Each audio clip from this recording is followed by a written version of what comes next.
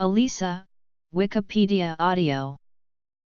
The enzyme-linked immunosorbent assay is a test that uses antibodies and color change to identify a substance. ELISA is a popular format of wet lab-type analytic biochemistry assay that uses a solid-phase enzyme immunoassay to detect the presence of a substance, usually an antigen, in a liquid sample or wet sample.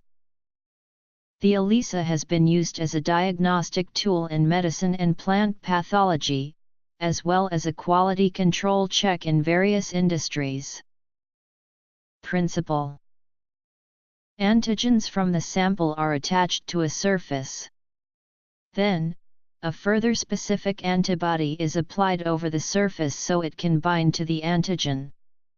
This antibody is linked to an enzyme, and, in the final step, a substance containing the enzyme's substrate is added. The subsequent reaction produces a detectable signal, most commonly a color change in the substrate.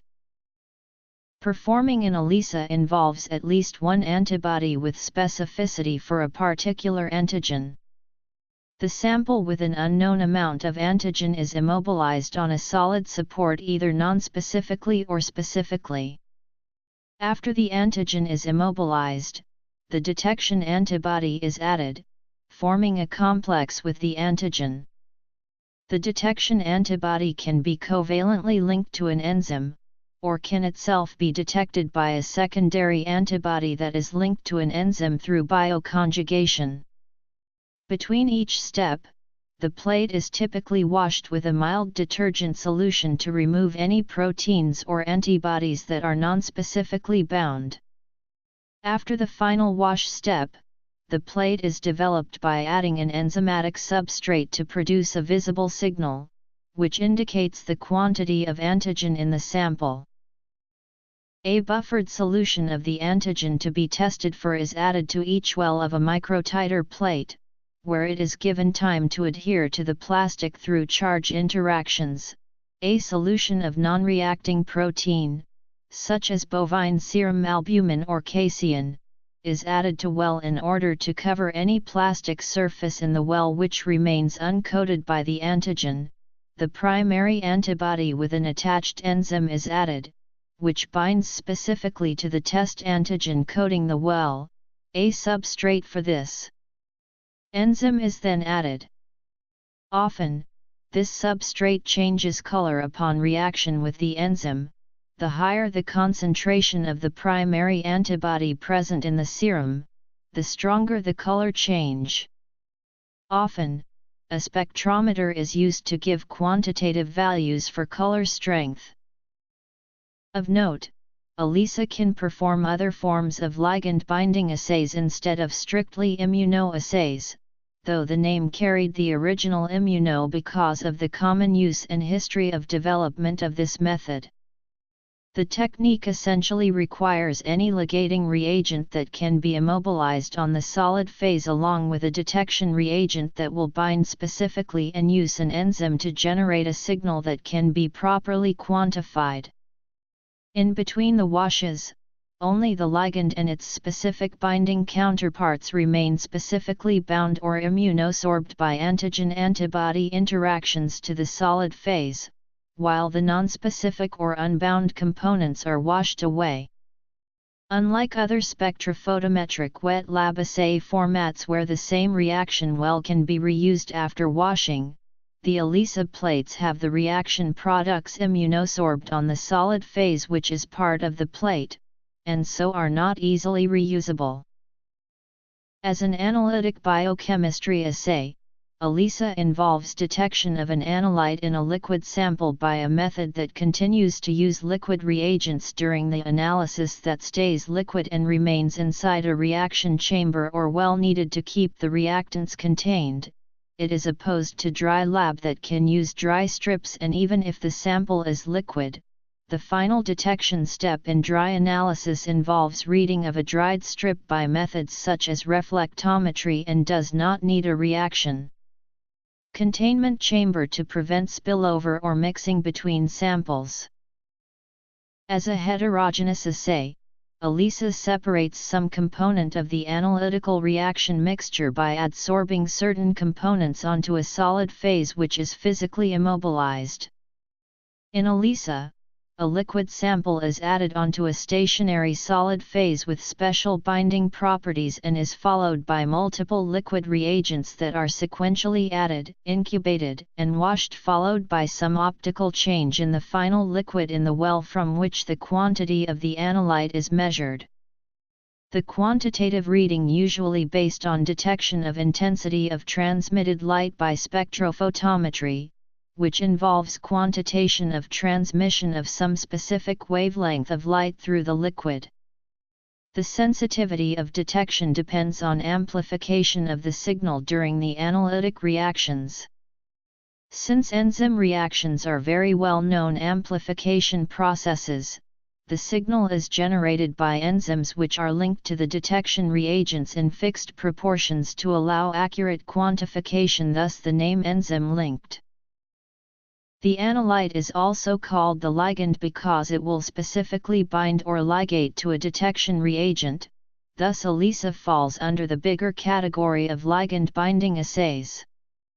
The ligand-specific binding reagent is immobilized, i.e., usually coated and dried onto the transparent bottom and sometimes also side wall of a well, which is usually constructed as a multiple well plate known as the ELISA plate. Conventionally, like other forms of immunoassays, the specificity of antigen-antibody type reaction is used because it is easy to raise an antibody specifically against an antigen in bulk as a reagent. Alternatively, if the analyte itself is an antibody, its target antigen can be used as the binding reagent.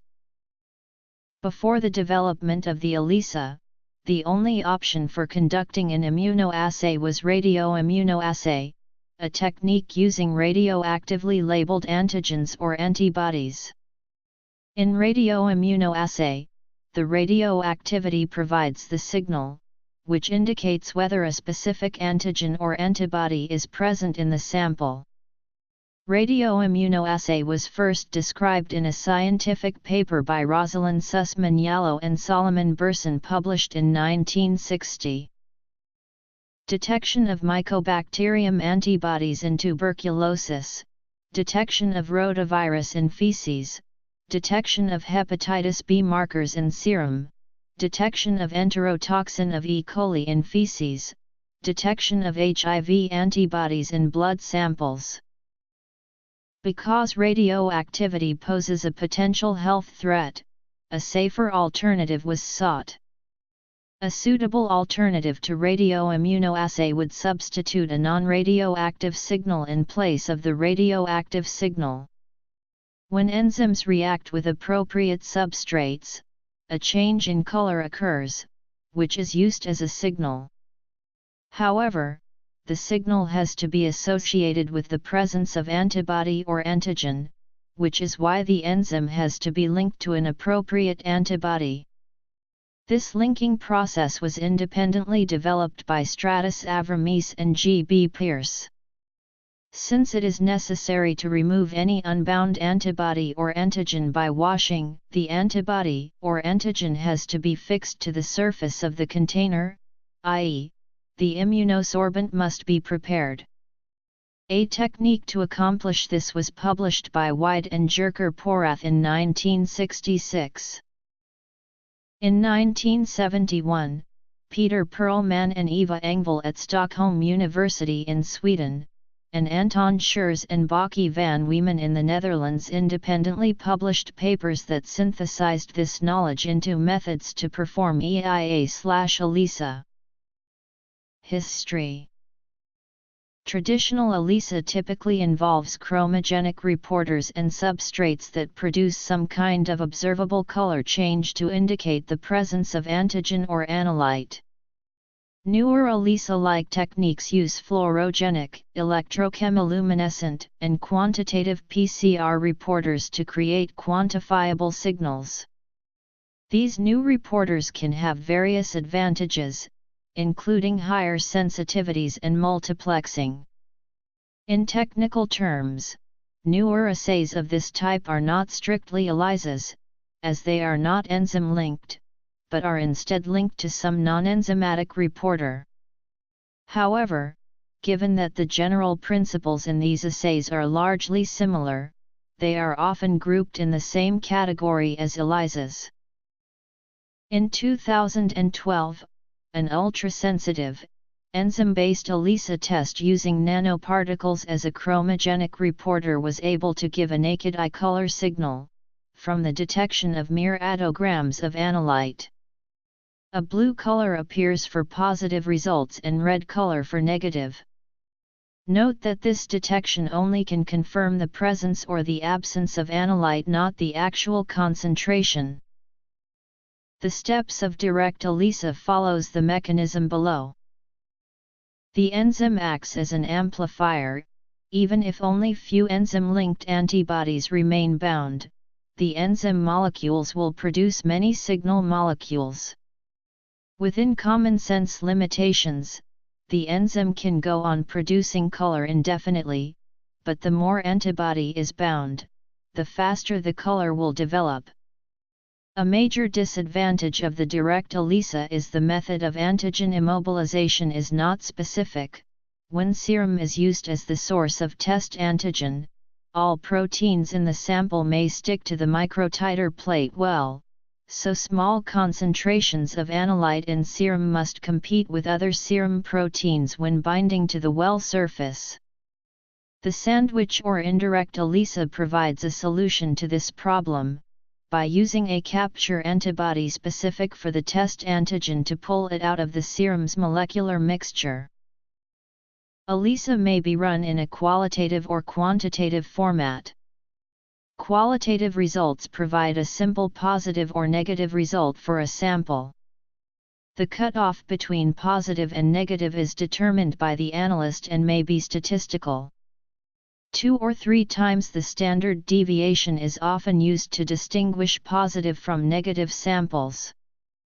In quantitative ELISA, the optical density of the sample is compared to a standard curve, which is typically a serial dilution of a known concentration solution of the target molecule. For example, if a test sample returns an OD of 1.0, the point on the standard curve that gave OD equals 1.0 must be of the same analyte concentration as the sample. The use and meaning of the names direct ELISA and indirect ELISA differs in the literature and on websites depending on the context of the experiment. When the presence of an antigen is analyzed, the name direct ELISA refers to an ELISA in which only a labeled primary antibody is used, and the term indirect ELISA refers to an ELISA in which the antigen is bound by the primary antibody, which then is detected by a labeled secondary antibody. In the latter case, a sandwich ELISA is clearly distinct from an indirect ELISA. When the primary antibody is of interest, e.g. in the case of immunization analyses, this antibody is directly detected by the secondary antibody, and the term indirect ELISA applies to a setting with 2 antibodies. A sandwich ELISA is used to detect sample antigen. The steps are: Types. Direct ELISA. The image to the right includes the use of a secondary antibody conjugated to an enzyme, though, in the technical sense, this is not necessary if the primary antibody is conjugated to an enzyme. However, the use of a secondary antibody conjugate avoids the expensive process of creating enzyme-linked antibodies for every antigen one might want to detect. By using an enzyme-linked antibody that binds the Fc region of other antibodies, this same enzyme-linked antibody can be used in a variety of situations. Without the first layer of capture antibody, any proteins in the sample may competitively adsorb to the plate surface, lowering the quantity of antigen immobilized. Use of the purified specific antibody to attach the antigen to the plastic eliminates a need to purify the antigen from complicated mixtures before the measurement, simplifying the assay, and increasing the specificity and the sensitivity of the assay. A sandwich ELISA used for research often need validation because of the risk of false positive results. Sandwich ELISA. Competitive ELISA. Applications. Notes and references. A third use of ELISA is through competitive binding. The steps for this ELISA are somewhat different from the first two examples. Some competitive ELISA kits include enzyme-linked antigen rather than enzyme-linked antibody. The labeled antigen competes for primary antibody binding sites with the sample antigen. The less antigen in the sample, the more labeled antigen is retained in the well and the stronger the signal. Commonly, the antigen is not first positioned in the well. For the detection of HIV antibodies, the wells of microtiter plate are coated with the HIV antigen. Two specific antibodies are used, one conjugated with enzyme and the other present in serum. Cumulative competition occurs between the two antibodies for the same antigen, causing a stronger signal to be seen. Sera to be tested are added to these wells and incubated at 37 degrees Celsius, and then washed. If antibodies are present, the antigen-antibody reaction occurs. No antigen is left for the enzyme-labeled specific HIV antibodies. These antibodies remain free upon addition and are washed off during washing. Substrate is added, but there is no enzyme to act on it, so a positive result shows no color change. Because the ELISA can be performed to evaluate either the presence of antigen or the presence of antibody in a sample, it is a useful tool for determining serum antibody concentrations or West Nile virus. It has also found applications in the food industry in detecting potential food allergens, such as milk, peanuts, walnuts, almonds, and eggs, and as serological blood test for celiac disease. ELISA can also be used in toxicology as a rapid presumptive screen for certain classes of drugs. The ELISA was the first screening test widely used for HIV because of its high sensitivity.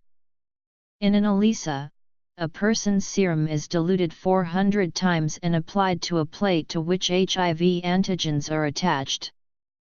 If antibodies to HIV are present in the serum, they may bind to these HIV antigens. The plate is then washed to remove all other components of the serum. A specially prepared secondary antibody, an antibody that binds to other antibodies, is then applied to the plate, followed by another wash. This secondary antibody is chemically linked in advance to an enzyme. Thus, the plate will contain enzyme in proportion to the amount of secondary antibody bound to the plate. A substrate for the enzyme is applied, and catalysis by the enzyme leads to a change in color or fluorescence. ELISA results are reported as a number. The most controversial aspect of this test is determining the cutoff point between a positive and a negative result. A cutoff point may be determined by comparing it with a known standard. If an ELISA test is used for drug screening at workplace, a cutoff concentration, 50 ng/ml, for example, is established, and a sample containing the standard concentration of analyte will be prepared. Unknowns that generate a stronger signal than the known sample are positive. Those that generate weaker signal are negative. Dr. Dennis E. Bidwell and Alistair Voller created the ELISA test to detect various kinds of diseases, such as malaria, Chagas disease, and John's disease. ELISA tests also are used as in vitro diagnostics in medical laboratories. The other uses of ELISA include